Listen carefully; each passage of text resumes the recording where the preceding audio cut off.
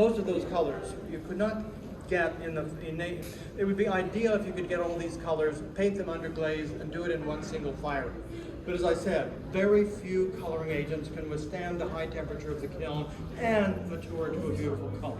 So they realized it's much easier to apply these colors after the primary porcelain firing.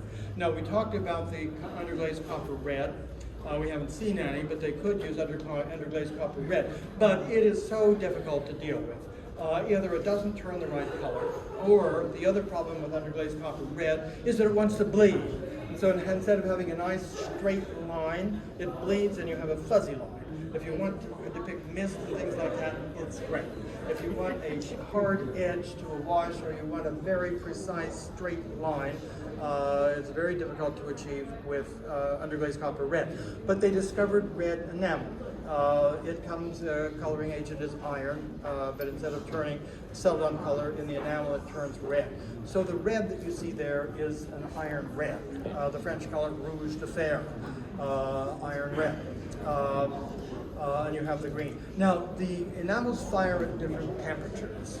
So the first enamel firing would have included the green and the yellow. So they would have been applied within to the proper areas. It would have been fired at those temperatures and come out still only a partial design. Then, after that, the red enamel would have been applied and fired at a yet lower temperature. If you take a red enamel and fire it at the same temperature that the green and yellow would fire, you'll probably burn it and it will turn black, not the color you want. So these pieces like this go through multiple firings. The primary porcelain firing with the underglaze cobalt,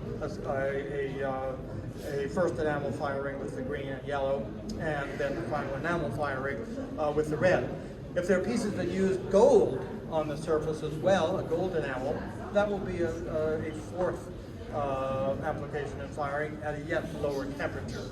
You might note that the lower the firing temperature, the more subject the pieces are to abrasion. If you have any dinnerware at home that has any gold enamel, that's the first to go. You put it in the dishwasher and 2 or 3 deep washings and it'll be gone. You mishandle it, that gold goes first. On something like this, if it's mishandled, not just rubbing it, but it's too much rubbing, that kind of thing, the red would be the first of the enamels to go. The yellow and green are quite sturdy. When we talk about those firings, even before that, there had been a preliminary firing, a so-called biscuit firing. Now, what we don't realize is that when a piece comes out of the kiln, after its primary porcelain firing, it is approximately 20% smaller than when it went into the kiln. This is a big problem. The reason for that, there is bonded water, not just water that's in the clay that you could dry putting it in the sun or putting it in a very, very dry room without any humidity. It's chemically bonded water. And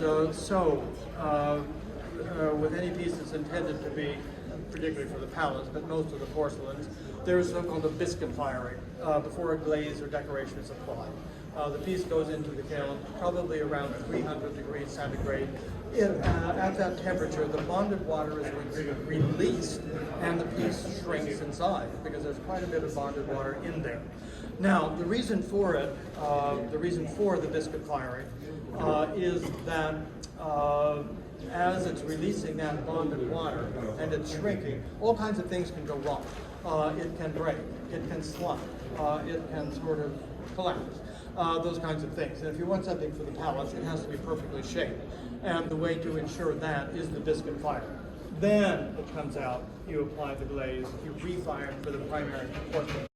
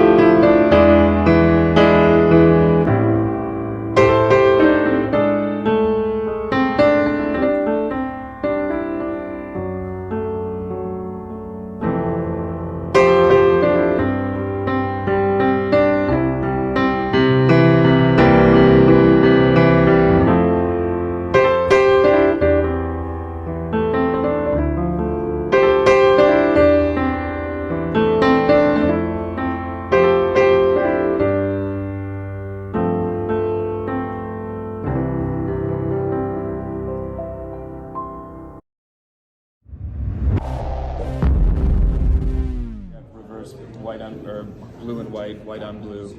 You have enamels, you have different color palettes. It's very diverse. What is this? That's enamel, it's underglazed blue and then it's enamels. It's just like the deer vase that Bob was talking about, but it's molded decoration, and it's a brush rest. Brush So rest. the hairs wouldn't have rested. For whoever was asking about the color of the glaze, if I could